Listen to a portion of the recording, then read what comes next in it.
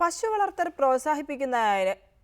പ്രോത്സാഹിപ്പിക്കുന്നതിനായി കാസർഗോഡ് പുല്ലൂർ പെരിയ പഞ്ചായത്തിൽ ആരംഭിച്ച കാറ്റിൽ ഫാം ലക്ഷ്യം കാണാതെ അനാഥമായെന്ന് പരാതി. 16 പശുക്കളെ ഒന്നിച്ച് വളർത്താനായുള്ള കേന്ദ്രം പ്രവർത്തിച്ചത് വെറും 2 വർഷം മാത്രമാണെന്ന് കർഷകർ പറയുന്നു.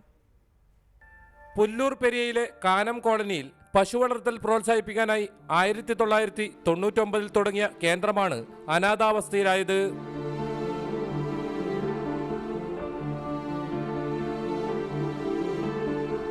പതിനാറ് പശുക്കളുമായി തുടങ്ങിയ കേന്ദ്രം പ്രവർത്തിച്ചത് 2 വർഷം മാത്രം.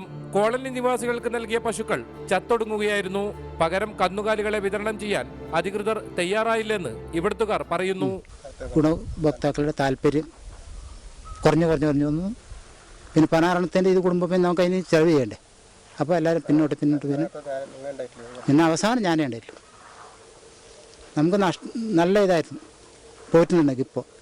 ഇപ്പോൾ എൻ്റെ മനസ്സിലെന്താ പറഞ്ഞാൽ ഇനി പിന്നെ വർക്കിംഗ് ഗ്രൂപ്പിൽ കൊടുത്തിട്ടുണ്ട് കംപ്ലീറ്റ് ഗ്രിൽസ് ആക്കാൻ വേണ്ടി ഒരു ആട് ഗ്രാം പദ്ധതി തുടങ്ങാൻ ഒരു 4 ആളെ പേരിൽ.